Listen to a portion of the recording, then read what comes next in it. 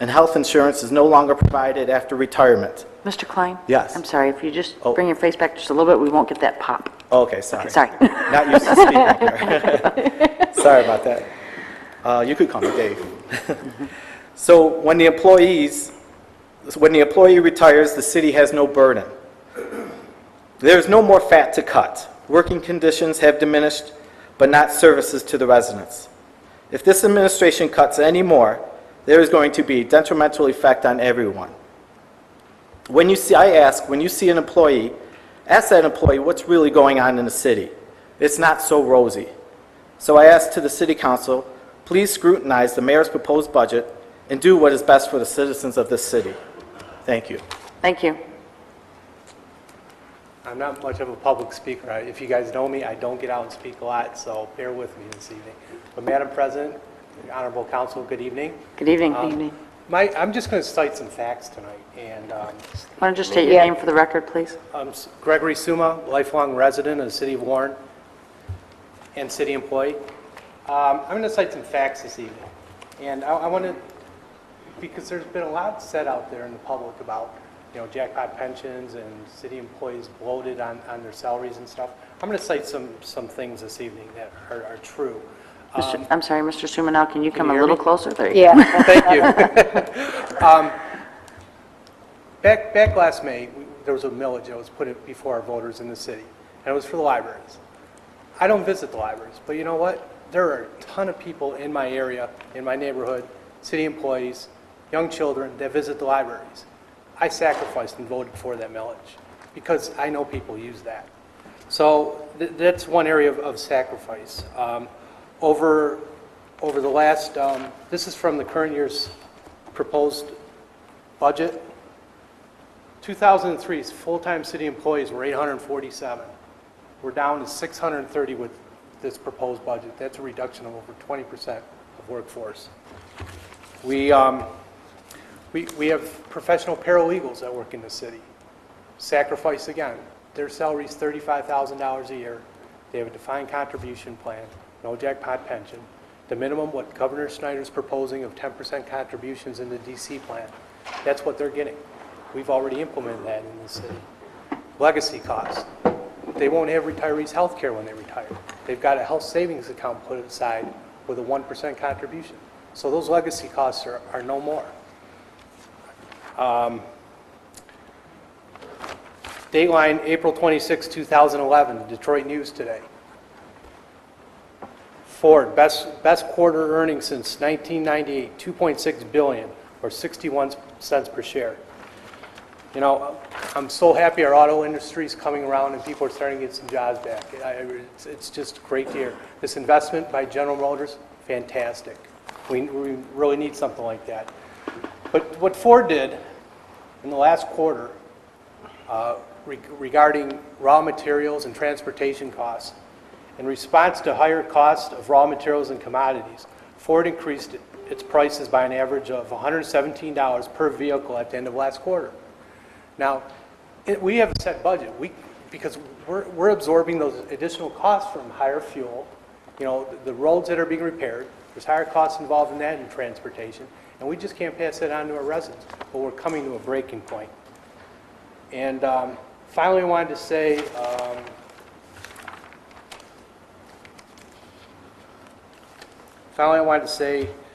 this is a tool used by the retirement systems that the administration and council members sometimes see. It's an actuarial evaluation report. This is the state of the pension plan of the City of Warren general employees, citing from 2009. 2009, 520 retirees in the plan. Their average salary, average pension, was $25,381. It's black and white. So we're not, jackpot pensions aren't there, and I'm just saying we've got to look forward to next year's budget, and we've got to look for some real solutions. So thank you for your time. Thank you very much. Good evening. Lee Zumbrunnan, president of Local 1250. My name is Lee Zumbrunnan, and I'm the president of Ask Me Local 1250. Local 1250 is the largest, City of Warren's largest union, and we have members in nearly every department of the city. I represent the civil service employees that many of us, the services they perform, we take for granted. We just don't think of them. For example, we were the DPW specialists that plowed the streets in the middle of the night when the snowstorms came in February. We are also the sanitation operators that pick up your trash every week. We're the office assistants that answer the phones and are really the initial contact that citizens have with the City of Warren. So with the quality there, those are the faces that the people remember because they were the first ones they deal with. And if they have a good response with them, everything, they look at the city in a better way. But unfortunately, all these jobs are vital to the city. But unfortunately, a lot of these positions are being eliminated in the upcoming budget. The upcoming budget, the proposed budget, plans on cutting 17 of Local 1250 positions. Over the past 5 years, we've lost approximately 27% of our positions. And if we lose what they're proposing now, it's going to be another 7%. That's a third of our members will be lost over that period.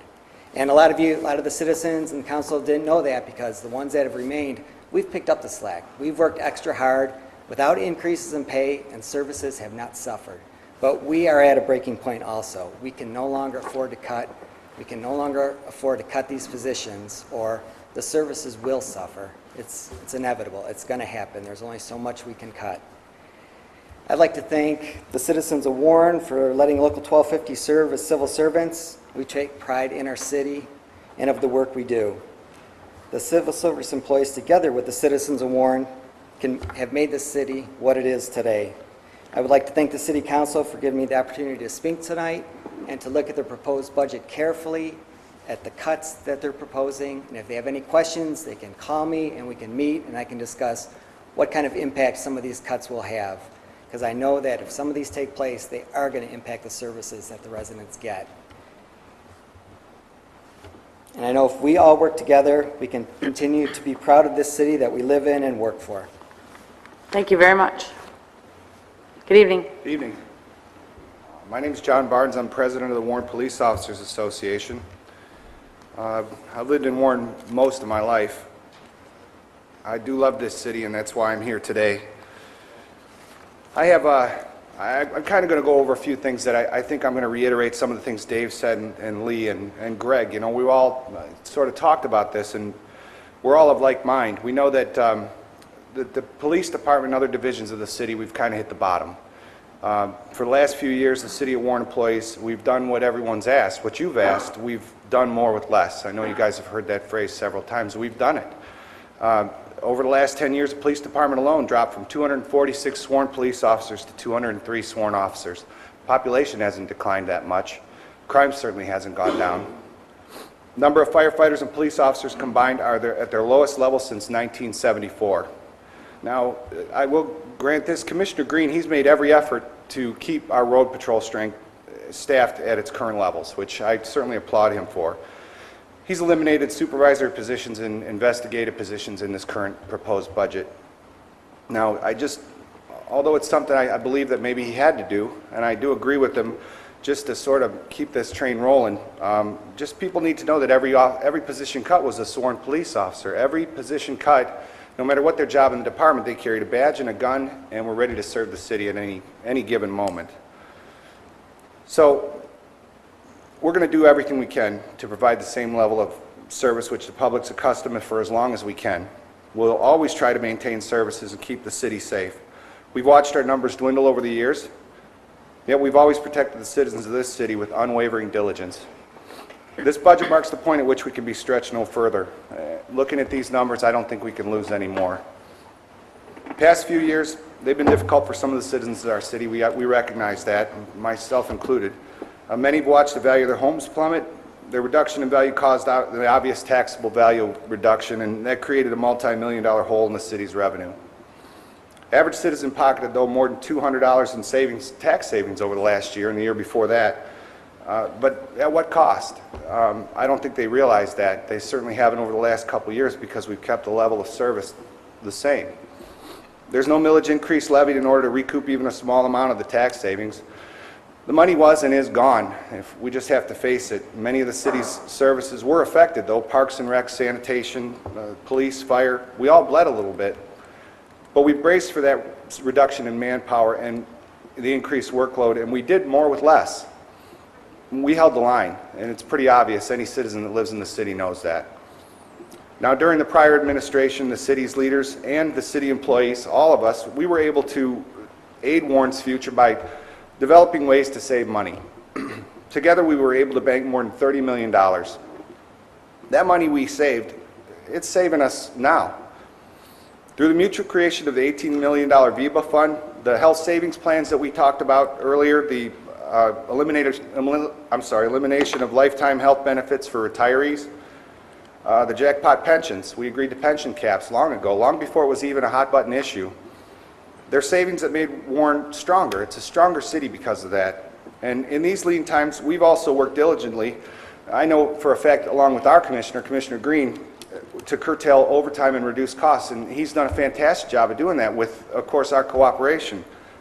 And we're always going to continue to do our part. We just want to assure you that, but we need you to help us help you.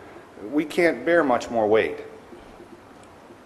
Next year, obviously, when the election dust is settled, it's going to be time to look at the millage again, and I'm sure next budget we're going to talk about this. I'm not talking about increasing taxes, drowning the homeowner, nothing like that. It's a few dollars. The savings that homeowners have enjoyed for the past few years and will enjoy this year, they're going to enjoy again, even with a little tax increase, but that's for another time. But we're talking about overall saving the city. And I think everybody who lives in Warren wants to do that. We all hear the words cut the fat. Dave mentioned it prior to this. I hope I'm not the only one in this room besides the 4 guys standing behind me that knows that there's no more fat to cut from the backs of the employees. We're doing the work of 2, 3, 4 employees that used to shoulder the load with us. Now, we're on the front lines. We know that this battle can be lost. We see the fate suffered by Detroit and Flint, Pontiac. I was going to say Royal Oak, but I don't think Mr. List wants to hear that. You know, we just don't want to take the same path. None of us do. We want the city to be one in which we could be proud to live in. And you guys have to stop the race to the bottom, and I know you all recognize that. Citizens of the city, when you're out and you pass a policeman, Dave mentioned this, you pass a fireman, a city worker, stop and talk to them. We'll talk to you. Now, if you're going to approach a policeman at 2 o'clock in the morning, approach like this, but he'll still talk to you. But we want to make sure that the citizens understand that we're approachable, all of us. You know, we'll take a few minutes. We'll do it on our own time. I have an office at 14 and between Van Dyke and Hoover, 11304 14 Mile that I work out of. Stop by.